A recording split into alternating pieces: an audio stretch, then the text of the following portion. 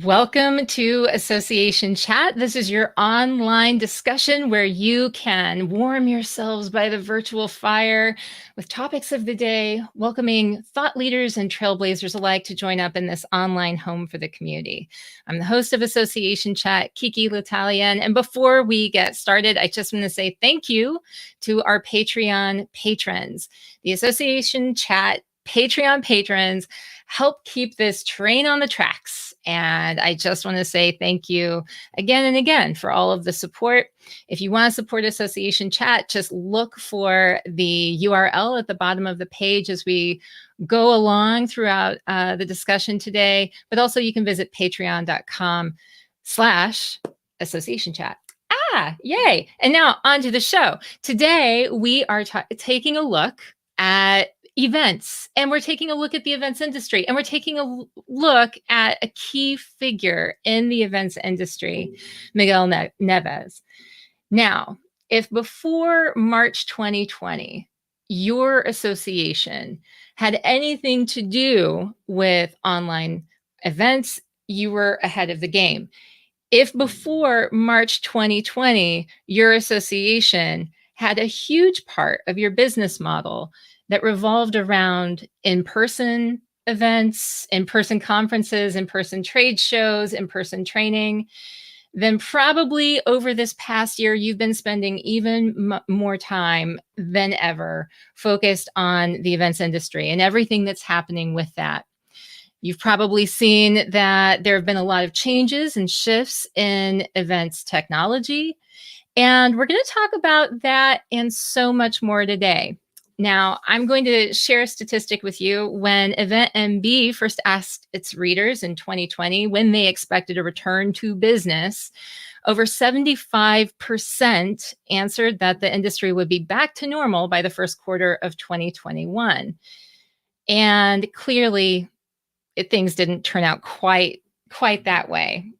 Many associations have annual conferences, have trade shows, have in-person training at the center of how they operate. So the questions have been, how do we offer virtual meetings? How do we offer hybrid solutions? And what does the future hold for all of our associations? Should we be planning the same types of events as we did before? At the same time, event technology has been evolving faster and faster, and event professionals are finding new ways to package their event experiences and to meet the needs of their customers. So, all along the way, observing and reporting on all of this has been EventMB. And this has been such a huge year for EventMB already, because EventMB, which is a go-to online resource for trends, technology, and innovation and education in the events industry, it was started in 2007 by Julius Solaris. And then this year, in March, earlier this month, Miguel joined the company as editor-in-chief. So he's the new editor-in-chief of EventMB, which is the largest online resource for the events industry. He lives and breathes the event tech sector and is deeply engaged in the global online community of event professionals.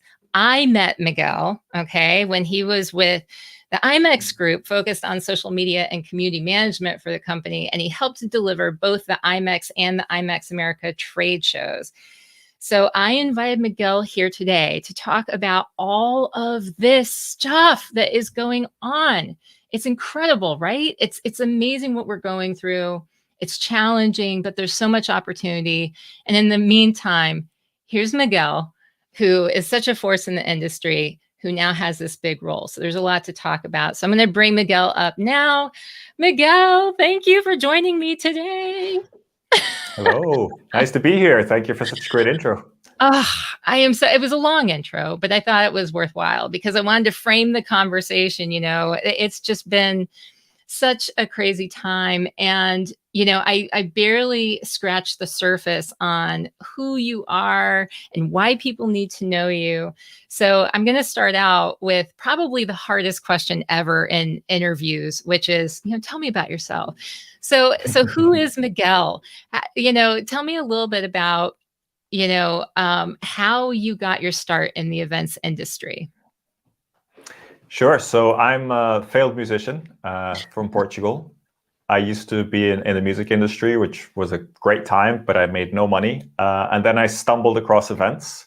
I organized, or I was on stage, but as a roadie or a stage manager for a band in Portugal, and realized that these people in suits that were jumping on and off buses were actually attendees for a conference or a business event, and kind of like led me to think about this whole industry. And then I had a small role on the MTV European Music Awards 2005 in Lisbon. I was a runner backstage, and it just started kind of evolving production events. Spent a couple of years doing that. And then I tried to open up a company with one of my best friends. And that also failed because by that point, we knew how to run events, but we didn't know how the events business worked, how to get business, how to make it all work well. So I went to England to do a master's degree in conference and events management, and I invested all my kind of spare time in building up my network. I was very conscious that your network is very important, who you know, the experience that you have. So that was very intentional. Hi, Rachel. Nice to see her commenting there. Rachel. Just really consciously did that. Was an MPI member, or became an MPI member because my professor just signed everybody up. I was one of the few that kind of really took it on, volunteered, and then got involved. Eventually became chapter president, etc. So it was, I think a lot of stuff was chance, but I know that was very intentional. I knew that I needed to build a network. I needed to understand how the business worked from the inside, and so I did. And I spent 10 years in the UK. Made lots of friends. Didn't run a lot of events. I was a meeting planner for about 3 years, but then I joined the IMEX team. So I didn't run a lot of events, but I ran some pretty large ones, or I was part of a team that ran some pretty large events. After that, I kind of dropped everything, bought a camper van, went traveling, which was fun for one summer. And then my wife is Danish. We settled in Denmark. I started my own company doing marketing, community management, social media, that sort of things. In March of last year, like everybody else, I pivoted to virtual events while still doing some marketing. All along the way, I've been a big fan of Julius's work in EventMB. We've had many occasions to spend time together, fortunately. I think he first got me on Twitter in like 2008, so it was a long time ago. And Anne's watching as well. Hey, Anne. And that's it. And here we are. Had this opportunity to join EventMB, or to kind of take over from Julius as editor-in-chief. And it's a bit of a crazy opportunity, but looking forward to figuring it all out. I mean, I remember when you made the announcement that you had a little one on the way, that you were making these personal moves in your life that it had me think, okay, he's looking for more balance. He's looking for more. And I actually, we spoke not that long, maybe a few weeks before this was announced that you were going to take on this role. And my first thought was, what a fantastic choice. Like, obviously this is the person that needs to be doing this. But then almost immediately after, I was like, did he know when I talked to him and not tell me? Like, I cannot believe that this was going on. So like, how long was this all in the works? Because I'm sure a lot of us were just like, really, really, really? It wasn't very long. I was very fortunate. The relationship with Julius has always been strong, and he put me forward. I was sort of his recommendation. And he got in touch, and we had a few calls. Initially, I didn't think it was the right thing for me. I was like, this is Julius's thing. I don't want to get involved in. And the conversation was really about, is this right? And what was interesting was I had a private conversation with Julius, kind of saying, look, my business is going okay. Mm-hmm. I really like this kind of lifestyle that I'm leading. I don't want to be sucked into a very high pressure, intense kind of structure. And his advice was to just be honest and speak to Rafat and the people at Skift, and tell them about that, and just, have a conversation. And so I did, and I was very impressed with their response. They were very human, very, family focused, just saying, look, it's not that it's low pressure, but we respect that and we want to make it work. So in terms of like negotiation or anything like that, it was really easy, and it was just kind of like, okay, if that's how you are as a company and how you are as people, then this feels better. And then, from there on, those barriers were kind of dropped. And, I'm sure there'll be things that we disagree on and that we figure out along the way. But that really put us in a position where it was just really calm and like, yeah, we like this. My family was very supportive, and they were still working out timetables and all those kind of details. But so far so good. Well, I mean, I think that for at least everyone that I know, it was just once I heard that you were going to be taking on this role, it was a very obvious, natural.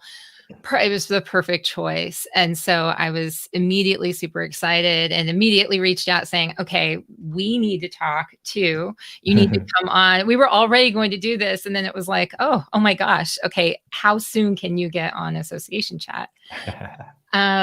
So let me shift this to talking a little bit more about the industry itself. It is obvious. It's, an understatement to say that there have been significant changes that have happened, to the events industry over the past year. And I think that, technology in the event space has just been moving at warp speed. If we thought it was moving quickly before, it's just every single day brings us something new to look at, to hear about, new mergers, new acquisitions, new technology as it's developing, people doing different things than they used to do. I think as we look at all of these things changing so quickly, what do you think about sort of the way that people can best navigate keeping on top of these changes and sort of making decisions while there's so much that is in flux, right? There's so much that's changeable right now. It's very difficult to make decisions.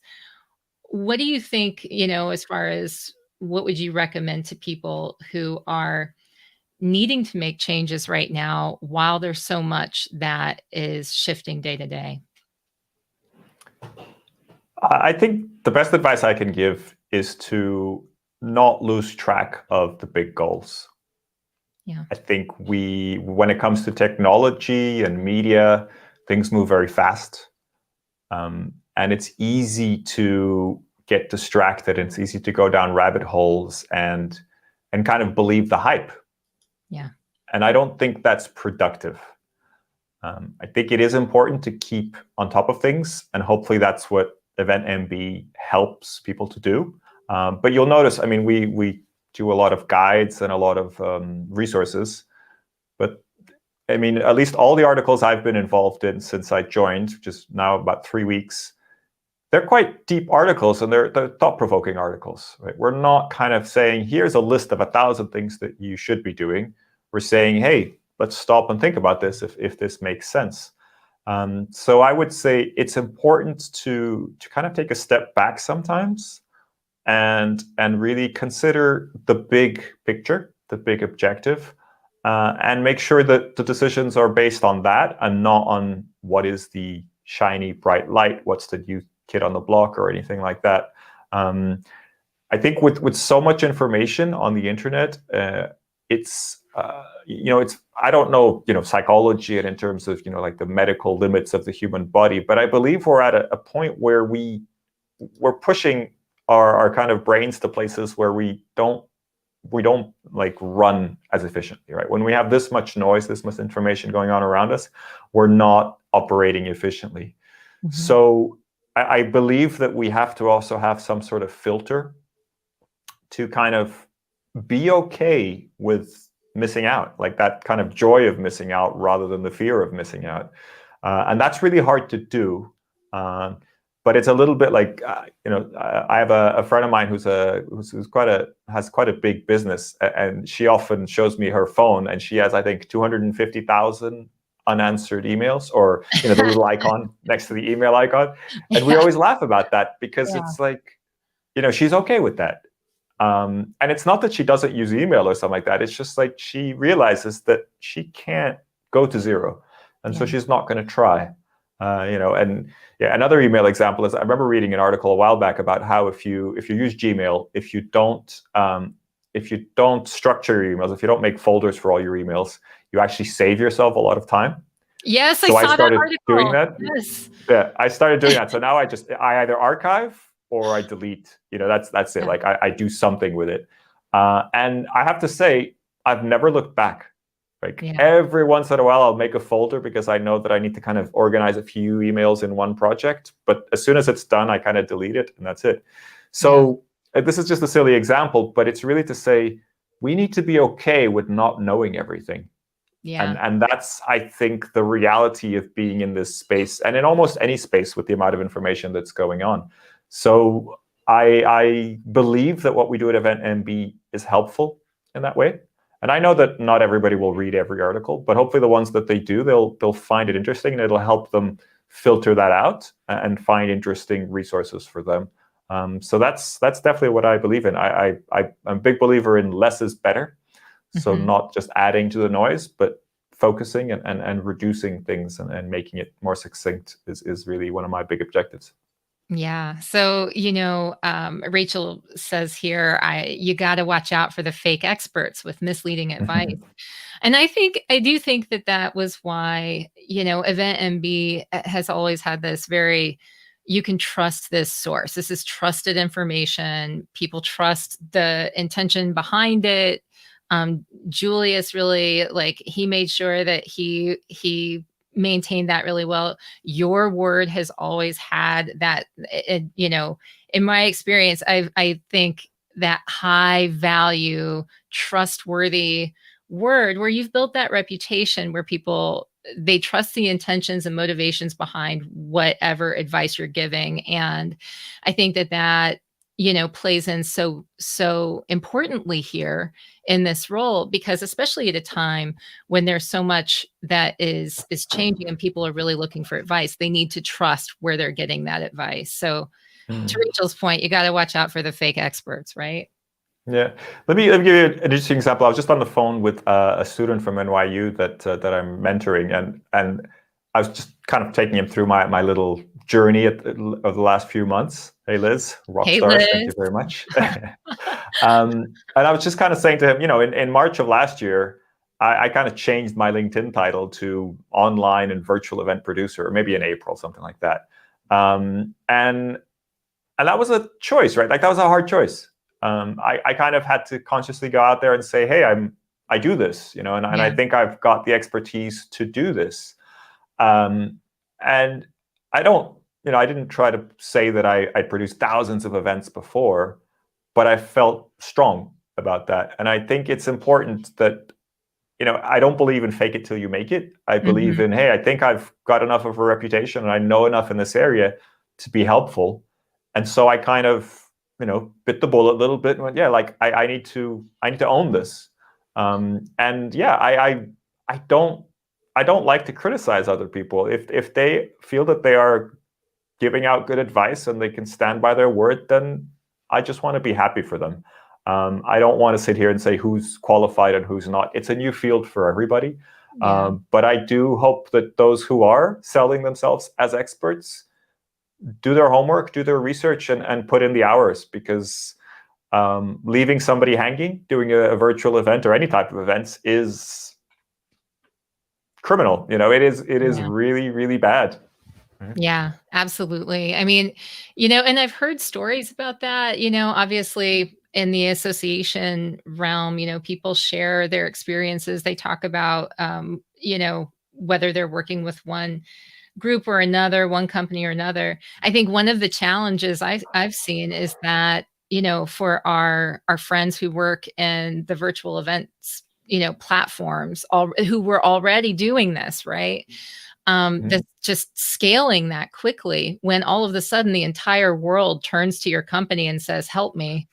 I saw companies that have been doing this for years scramble a little bit because they weren't used to, at first it was great. And then it's like drinking from the fire hose. They didn't know, oh gosh, we can't possibly take on all of this. I think I Yeah, I first. think Oh, go ahead. what was it? Digitel famously, I think sometime in like June, they was like, oh, we are not taking any new clients until Yes, yes, 2021, right? It was like, no, sorry.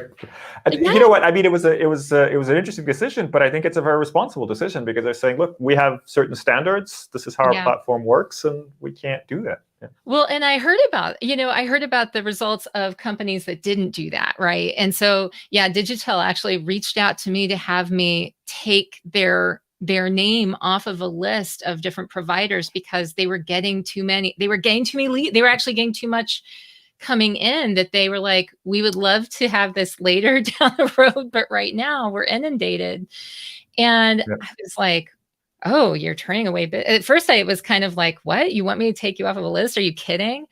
But then I soon realized it was the smartest thing because the stories about companies that were outsourcing and hiring third parties to do parts that, just to try to accommodate for everyone, where sometimes those pieces broke, right? And it didn't end up providing a good experience. So it's a big danger. Big lessons to be learned, and I think now with all these startups and these big valuations that are happening, one of the big challenges is expanding so quickly. I'm seeing a lot of posts now about a lot of the companies in the virtual tech space looking to hire very quickly and expand very quickly, and that has loads of challenges with it. Especially in this like remote only workforce. Yeah. Making sure the standards are the same, making sure people can communicate efficiently. Big challenges up ahead. So yeah, it's probably the big topic of 2021, alongside hybrid and making these kind of omni-channel events and kind of choice events happen. Oh yes, omni-channel. It's my new favorite. I am seeing omni-channel everywhere. So I'm going to quote you in a previous article from late 2020 in EventMB. You said, knowing how or why the product was developed is important to understand design decisions and what its limitations are. So, and this was in reference to the entire point of the article was to talk about, why you need to understand a little bit more about the companies that you're doing business with. Talking about this point of digging in a little bit deeper, the questions you should ask your vendors, right? Or potential vendors. And so, do you stand by your statement here? And what else would you have to say about the questions that people need to ask when it comes to, beginning their relationship with potential vendors? Absolutely stand by the statement. Just to give it a bit of context, this was all about finding the right tools or the right set of tools to run a virtual event. And I think it's fascinating to understand where virtual tools come from. Because until, I think Hopin is probably one of the first, or there's a few now there's quite a few new startups, but most platforms that are operating in this space came from somewhere else.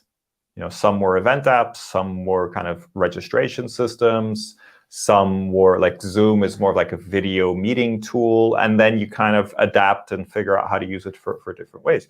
So understanding where they come from, for me, is very important. And I like a little tip for people is to use the Wayback Machine, the Internet Archive. You just look at like a company's website a few years before and see what they were advertising. And that for me is fascinating to kind of understand that. It's not that companies that came from somewhere can't do something else better. It's that design choices have to be made along the way when you're developing a product. And if your base product is a registration system and then you incorporate other things, everything's going to incorporate into that registration system. That's just how you think of the product, unless you make a complete pivot and kind of discard one product and start somewhere else. But that is quite rare. Normally, you try to integrate. So I don't think it's decisive, but I think it should be part of the conversation. I think it's important to understand that. And if things have changed, and I expect, with things developing so rapidly, I think Bob Weiss from EventMB, we've quoted him a few times saying this, that he says, soon 90% of the companies will have 90% of the features or something along those lines, which is, we're kind of figuring out what features people like and work, and then all companies are investing in that roadmap and figuring it out. And that's normal. And you're probably going to see a lot of M&A in the next few months, or maybe the next year, when companies get to their limit, and then I don't know, they have a really great feature, but then a bigger company really wants that feature. I mean, things happen like that all the time. So I stand by this, but I think it's probably going to shift slightly as we have sort of more uniform kind of what we expect from virtual event providers. So that actually is a great segue into this next question, which is about the features that you think are maybe overhyped, or that people spend too much time, looking for or requesting, and those that they should really, that are undervalued, that they should value more, that they should really be concerned about. Because I know for a lot of associations, their event planners are maybe they looked at event apps in the past, but over the past year, a lot of them have had to take on this. What should a virtual trade show look like? What should a virtual exhibit hall look like? What should a virtual conference look like? And maybe they haven't really, looked that deeply into the technology side of those things. So my question to you again is, what do you think people are way too overhyped about, and what should they be spending more time looking at? It's a tough question. I think there's a lot of hype around the video production side of things, making video and kind of a keynote session look really good. I think it's important, and especially for sort of corporate things and things where branding is really important. It is important, but I think it's overhyped a little bit, and that area. I also think things like AI matchmaking or anything that involves sort of AI, VR, AR, often they're buzzwords that then don't translate to what you're expecting. And don't get me wrong, there are some great matchmaking apps out there.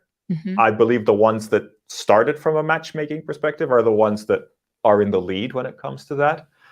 But a lot of times you're getting recommendations to meet people based on relatively basic criteria. Like, oh, you're a planner, that person's a supplier, let's connect these two. It's like, okay, great. But when you get to 1,000 or 2,000 people, that doesn't create a great matchmaking algorithm. And then if people allow access to their social media, maybe it improves it. If they don't, then there's less information to go on. So it's tough. But to take the positive angle, what I think maybe we should pay more attention to is the user experience.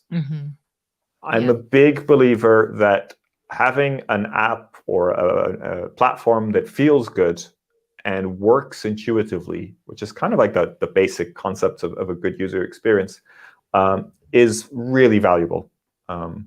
Because ultimately, if you're an association that has multiple events and you get people started on one event on a platform, and then you use that platform multiple times, eventually your members will get used to it, right? But that doesn't mean they like it. It just means they're used to it by now. Yes. Right? Yes. So it's kind of like, and you want to make sure that that's a good experience from the start if possible.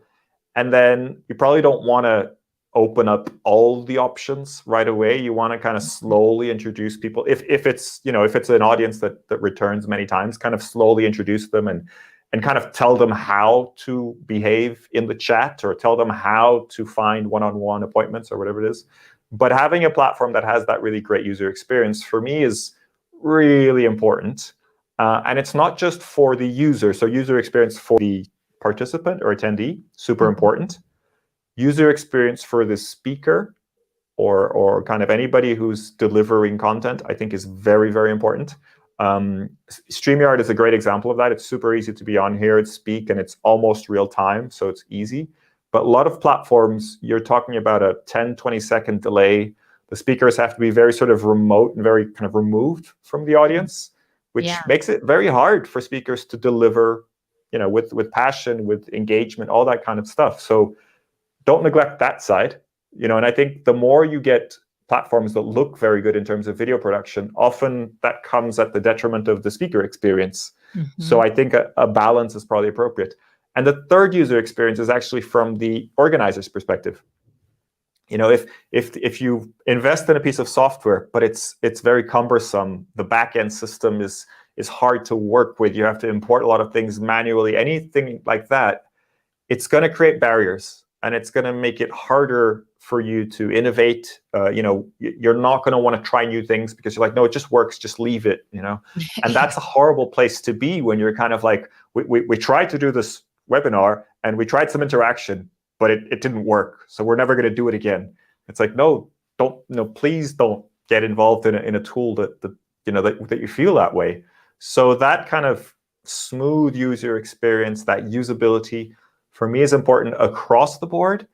And I would say I would recommend against something that maybe has all the features, mm-hmm. and more for something that has really good features where you think is the most important, right? Like if your audience really needs, if matchmaking is a really important thing for your audience, well, maybe start with somebody who really specializes in the matchmaking, find that right tool, and then see, what else they can offer and kind of build from that. So that would be kind of a, very kind of open-ended advice, but I think the user experience is often forgotten. Yeah. Rachel says here, oh, yes, I've had the chance to experience events with 3 roles, attendee, speaker, and exhibitor. Very different experience. And I can completely agree. I have had a similar sort of experience where it was in these different roles. Some of it was good and some of it wasn't, and you could identify where, from one perspective, say you're the attendee and you have an excellent time and everything seems very clear cut and easy. And then as an exhibitor, you're extremely frustrated because you're like, what's happening? Where is everything? I don't even know what I'm supposed to do or when or how or why, and I think that it's I think people have been very forthcoming with a lot of the challenges, but, what it all boils down to is that experience. So if you have to be simpler in the beginning, prioritizing is probably the most important thing you should do, Well, one of the things that I find really fascinating with event platforms is very few of them, or virtual event platforms, very few of them give you a sense of how many people are sharing the same experience with you.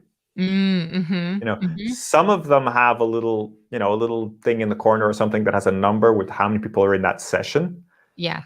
But even though that number is important, it gives you some kind of sense of it. It's not, and it's hard to do this online. It's hard to do this in a virtual environment. But I find that it's one of these things that I think is really missing from virtual event platforms. That feeling that you're sharing that experience with someone else.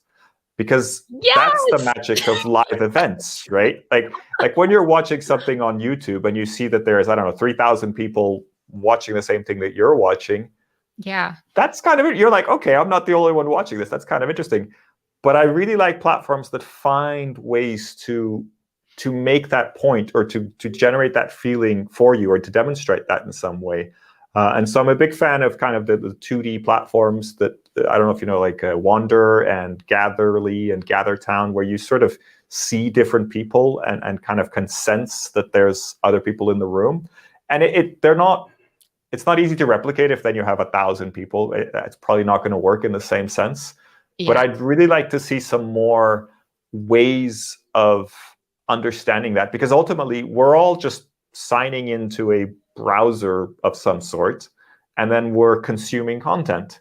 Yes. But if we don't feel like there's colleagues and friends doing the same thing, and we don't know that they're on the same page as you are, you're alone, right? You still feel alone. And I'm like, this is such a simple thing, but we should kind of figure out ways to showcase that they're not alone and that there's other people that they know doing the same thing that they're doing.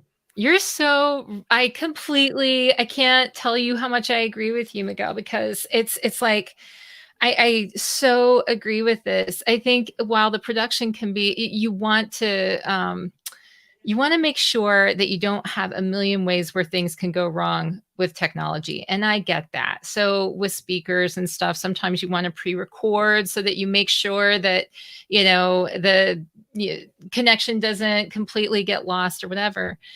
But that engagement, there's something that talk about losing trust when it looks like there are people that are in the room with you.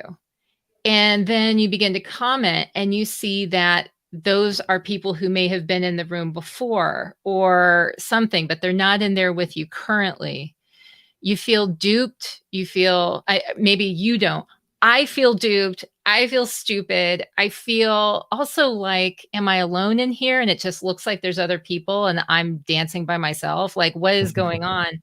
And I immediately began sort of distancing myself because I don't trust what I'm experiencing as it's being presented, right? I feel like, is anybody here but me? Am I just in this, like, is this essentially like watching a YouTube video? And, if I type something over here, there's no real interaction. And that's so disconcerting. And obviously I care very deeply about that because I just went off on it. But I mean, when you're doing an event in person, when you're on the stage, you read the room. Even if it's a big stage with a big audience, you look at people, you see their eyes, you can sense if they're paying attention or if what you're saying doesn't really agree with them, whatever it is. It's really hard to do that on a virtual stage, and I don't think we should try to aim to do it in the same way. But if there's ways of displaying that, if there's ways of demonstrating that in some sort of virtual environment, then I think we should invest in those. And I think that's more of a priority than people give it credit for. I think people are investing in different areas, and I'm like, actually, this is quite important. If attendees to events kind of feel good and feel comfortable where they are because they can sense there's other people there, then I think it'll make a big difference. Yeah. Rachel brings up a really great point here. She's talking about why replicate a physical space that's similar to the real convention center or the real location. And, I have to say that, there are so many beautiful places that are out there. You can set things up to look like a million different things. But it is strange that this is taking me down the road of the AR, VR experience. That's one of those things that is really cool, can be really cool. But I also feel like it's a bit of a overhyped kind of thing right now because there are so many essentials that need to be done first before you're worried about what's it like to walk up to somebody in a virtual kind of space, I mean, and that is definitely not to underplay the technology at all, but it's just to say that, I would much rather feel like I know where to go and when to go there and who I'm interacting with than to be able to, look like I'm like moving my avatar in a certain space, I think it has advantages and disadvantages. There's an attraction to it for anybody who's a bit of a geek, wants to play with it, wants to experiment. I think it has a lot of technical challenges. But I also think it's important to differentiate. If you're wearing a VR headset and everybody else is also wearing a VR headset, then you get into a sort of quite advanced gamer style scenario where you can really be in these kind of 3D worlds and interact. I don't think that works on a massive scale. I could be wrong, but I think if you have a small-ish group of people and everybody's wearing and kind of interacting, because ultimately what you want is to sort of recreate those valuable conversations that you have at events. And the valuable conversations are usually not with hundreds of people. They're usually in small groups, and you connect and you kind of go and connect with different people. So if you can use a kind of VR environment to do that, I think you can actually do really good things. Yeah. But I agree in terms of especially recreating convention centers in a 3D world. For me, always feels really redundant because you're kind of almost doing a throwback to in-person events, right? But it doesn't make it easy for you to find where you need to go. Yeah. Necessarily, right? Like Yeah. I'd rather have a drop-down menu that's very mobile friendly or very easy to navigate, where you say, I want to go to the main session, I want to go network, I want to go there. That's it. Right. I don't need a 3D representation of what the main session looks like. Right. Yeah. Exactly. I just need to get there. So I don't think they add much in that sense. But there is an element also to kind of virtual trade shows where having some sort of graphical way of displaying the different trade shows makes sense to some extent. But again, it's that thing, after you sort of see it a few times, you want to bypass it almost and kind of go directly to the exhibitors that you're interested in. What their 3D stand looks like, I don't know if that really helps me a whole lot. Pros and cons. I don't want to dismiss it entirely. I think there are companies doing some really interesting things, and it's very visually impressive. So when you enter an event for the first time and you have that, and you have these options, and you can sort of navigate in a 3D world, it's exciting, and that's important as well. That innovation, that wow factor, is exciting. I think it wears off after a while, so it's important that you don't kind of force people. Like if it takes you 10 seconds to walk your avatar into the main room every time you want to go to a session, there needs to be another way for you to get to the session, because I don't want it to take 10 seconds every time I want to change session. That's kind of the end of it.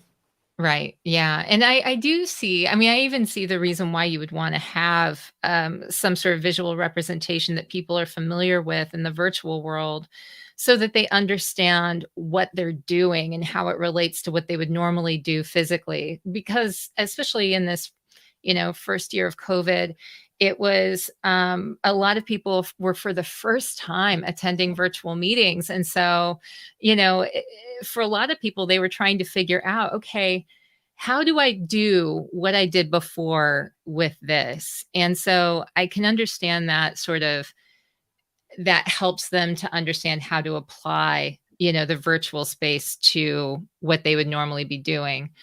But to your point, if it takes 10 minutes to walk down the hall, to walk your avatar down the hall, then that's definitely an area that's causing a barrier to entry to the experience, right? You don't want to have that every time. I love this conversation that's going on over here too, Rachel, and the Facebook user. Talking about what it's like to replicate the physical space, and then talking about, and this must be Claire over here. I say Facebook user, but she's saying, too sweet, Rachel. I love our space, but that is a physical experience. And oh my God, Vancouver's Convention Center. Oh my gosh, so beautiful. But yeah, the virtual space has to be very different. And this person says, virtual trade shows are challenging, lots of opportunity in this space to enhance the experience. That is true. That is absolutely true. Yeah, it is Claire. Yeah, I think it is Claire. Okay, good. Yes. I think, from the side of the events industry, I think there's been a really strong kind of, we want to see these 3D spaces, but I believe that for the users, it's not that important. And that's why I think it's nice as a novelty value. But then once you actually get into the practicality of making a virtual event efficient and work for you, then I think it loses a lot of that kind of appeal. Yeah, I think so too. So let's talk a little bit about the community and engagement aspect, because I know you and I have talked about this a lot before, and I know how seriously you feel about this, but engagement is a word that has been tossed around back and forth with folks in the event space. It means a lot of different things. And unfortunately, to people, and unfortunately, a lot of times those things look like vanity metrics, right? It looks like there's a million people in the room.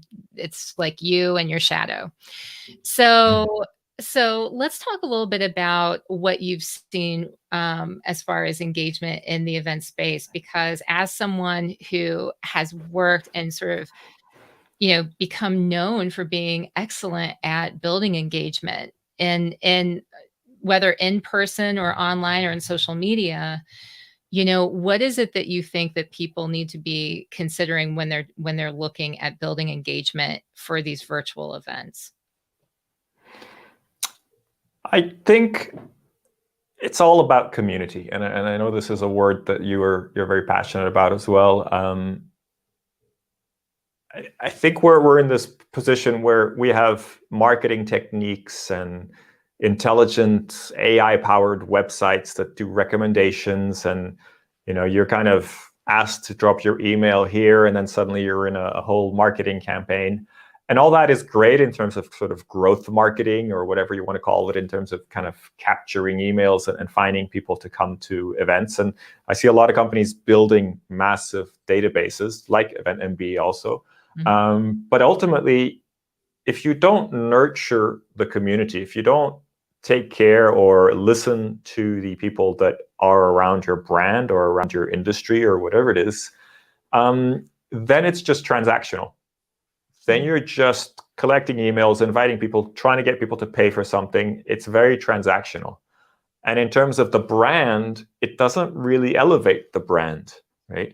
And so I think it's really important, hard to measure, hard to really put value on it, but I think it's really important to connect, to start conversations, to take care of people, to help people, to go out of your way to help people. And so I think it's the sort of secret sauce. And it's not a secret sauce that you add to something and suddenly things blow up and you get rich or anything like that. It's a lot of work.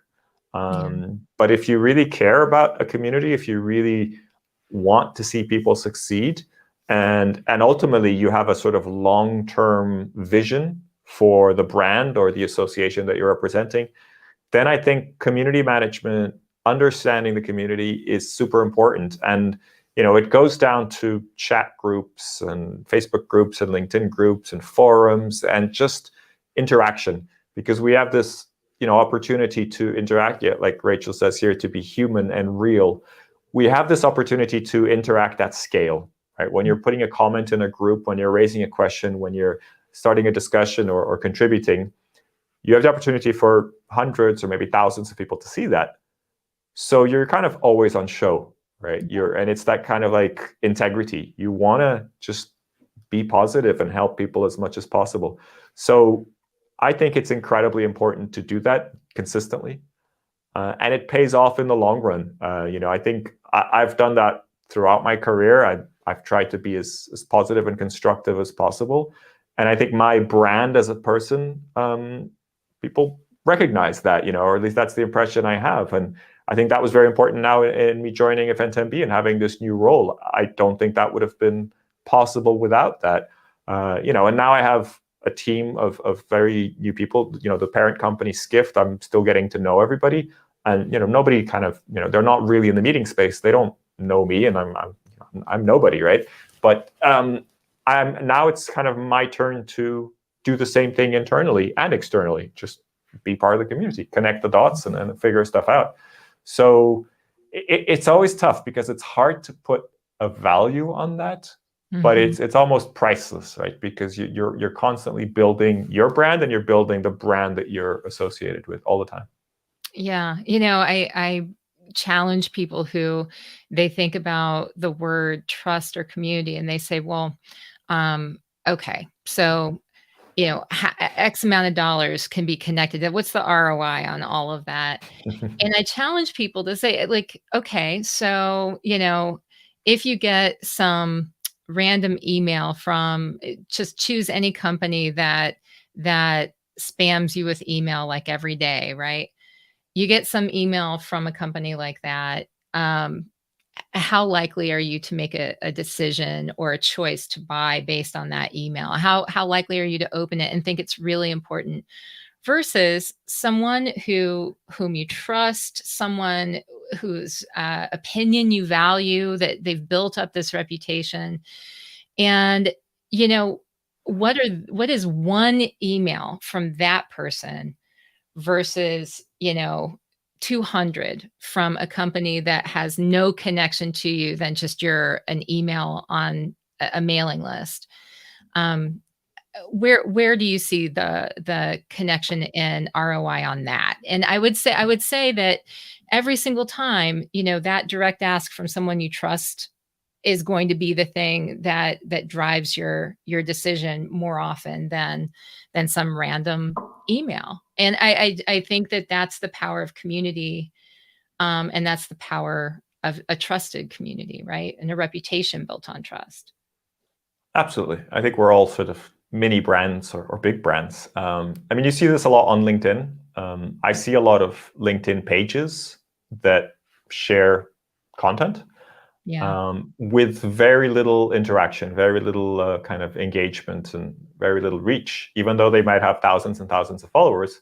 But when the CEO or somebody within that company shares the same, even shares the post from the LinkedIn page, it gets a very different type of engagement, because you can see the face of the person who's saying that, right? You can see who it is, and you can take them up on it, be like, I'd like to talk to you about this or something like that. So I think brands need to work really hard to build up that reputation where then people will buy from them, and that takes a lot longer and is a lot more work than I think a lot of people assume. Yeah, Rachel says, it's not so much what you post, it's who posts it. And Paul has a question for you. Paul says, and isn't this the question that everyone keeps asking? Yep. What have you been seeing or hearing in terms of getting back to fully in-person events versus virtual or hybrid? Well, I always think this is the crystal ball question. Yeah. I don't have a crystal ball. From what I've been following this closely, of course, in my role. I think international events are still a little bit away, and it's going to depend a lot on international travel really opening up. I think IMEX America, if IMEX America goes forward, and I hope it does, I'd like to be there and I'd like to see my industry friends. I think that will be the testing point, like the mark, right? If that can go forward, even if it's a sort of slightly reduced, whatever it turns out to be, like, I think that'll be a big sign to the industry that we're going forward.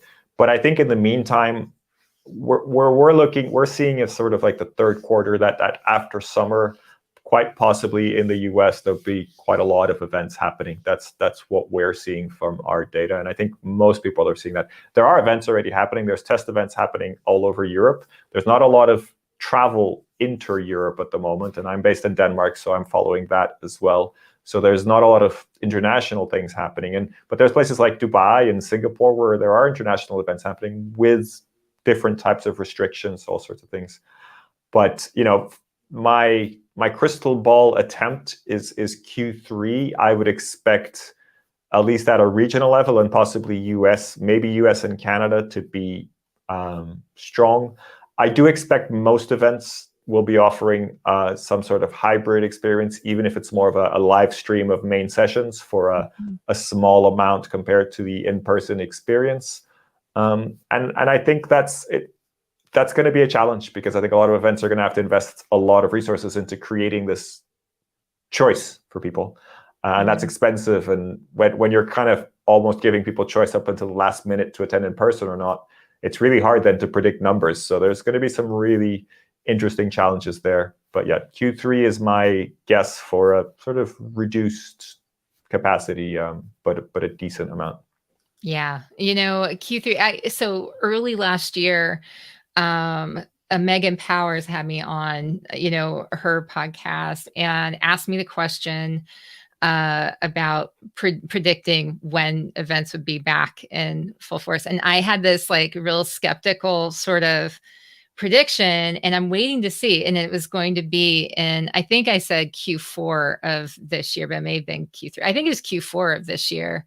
And at the time I was like, really? Oh, that's terrible, but I hope I'm wrong. I hope that it's like earlier. Obviously, I was starting to see the light at the end of the tunnel with all of the vaccines picking up. But then, hearing stories about here in New Jersey, there's a big spike in transmissions and stuff. It's like, oh, it's terrible. Like, I actually really want IMEX to happen where we can see each other. And well, IMEX is in Q4, so you could be right. It's in November this year, so that would be good. Yeah. But I do share your concern. That's why I don't always like to talk about this sort of crystal ball. I'm not medically trained at all. I don't understand viruses. I'm hoping that the vaccine makes a big difference. And it feels like in the US is moving much faster than Europe in that sense. The UK is also doing well, and Israel is doing very well. But it's this moving people internationally, and I don't think that's as important in the US because it's such a big market, and a lot of the just American associations things are very large events anyway. But the international thing is really challenging because there's so many different moving parts. Different vaccination, different medical, different advice in different regions. And if for an international event there's any sort of quarantine mandated, I mean, nobody's going to quarantine for 14 days to go to a 3-day event. That doesn't make any sense. It's true. I'm hearing from some of my friends who work for international associations, and decisions are being made because you have to plan these large international meetings so far in advance. A lot of the decisions are already being made to wait until next year even. And so that's I just don't want to stress anybody else out. Like, that's just from a few people I've talked to, right? Like, they just happen to be for international associations, but anyway, but it does, it does make me worry, and think it might be until next year. I don't know. I we'll see. And the thing is that there's always new things that are on the horizon. I do see the technology picking up the pace, and so there's hope. There's hope. So absolutely. Let's end on a positive note, though. yeah, let's do. And so every single time that I bring someone on to Association Chat and their featured interview, we ask the question of the week from the private Facebook community. And this week's private Facebook community question of the week has to do about what unusual habit or absurd thing do you love? So this is your question. What is an unusual habit or an absurd thing that you love? Wow. Just caught me off guard. I know. What do I want to reveal is more the things. I'm a bit of a planner, so weird things. just scratching my head, literally scratching my head. I'm a bit of a planner, so I'm kind of obsessed with organizing things, but I don't think that's very unique. I think that in this industry, there's a lot of people with that kind of obsession. I think one of the things that I love, and I don't know how unusual it is, but is to play fantasy football. Not the American football, but the soccer version, so the Premier League fantasy football. And it's a bit of an obsession because I spend way too many hours on it. And I'm actually thinking of quitting because I think that would actually be good. It's a free game, so I don't win anything. There's no money involved. But I'm obsessed with, I guess, proving to others that I can analyze football players better than others and have a winning team. And I've done pretty good. I've come like 3,000th in the world out of 7 million players or something like that. But it's just one of those things. And what's interesting about that as well is I actually start to analyze myself and analyze the community of players all around the world. And I actually feel like I'm sort of into esports. I'm not really into the e-gaming, like playing video games live. But in a way, this is a form of esports because you may not be, in a 3D environment playing the games, but you're still, a lot of that competition element, a lot of that side of it is very similar. So I've actually sort of used it at a few sort of sessions that I've delivered and gone, well, this is a community that I'm part of. And in the last couple of years, that community has sort of started to monetize itself, and people have had, Patreons, and people have had lots of different things around that. So it's been really interesting to watch that. But that would be my unusual habit that I'm sharing here live for the first time. I love it, though. I can't believe that you're thinking about pulling back from it, though. Do you think you actually would pull back from it, or no? I think it's important for my sanity. I think it's too addictive. And I think if I'm honest, I should have pulled back a long time ago. I think it just sucks up too much time. You end up kind of paying attention to two games, on a Monday night from teams that you absolutely don't care about. It's like, this is not healthy. Like, I shouldn't be caring about this particular soccer game. Why am I doing this? Yes. Yeah. Well, thank you so much for joining us today. Before I let you go, have you taken the Myers-Briggs test? I have, a long time ago, but yes. Do you remember what you came out as? No, No, you fortunately don't not. remember? Oh, No. I've been trying to find out from people as we go along what their Myers-Briggs is, to try to compare and see, but that organization and that analytical side, I was curious to see if that might fit into that. Yeah, I'll have to look that up and let you know. You'll have to look. Yeah, Well, thank you so um, much for joining us today. I really appreciate it, and for sharing all of your insights. you're very welcome. Thank you for inviting me. Ah, so fantastic. So, what did you think, everyone? Oh my goodness, we learned so much from Miguel, and I am so thankful that he joined us today. To tell you that he has all of this to share and so, so much more is an understatement. So, I definitely think that you should follow Miguel. Connect with him on LinkedIn, follow everything that he's doing with EventMB, but definitely follow him on Twitter as well so that you stay connected and find out what it is that he's doing. One of the big things that I, really push all the time is that you keep asking questions to learn every day. Because why? Because as Joseph Campbell once said, the cave you fear to enter holds the treasure you seek. Have a great rest of the week, everyone.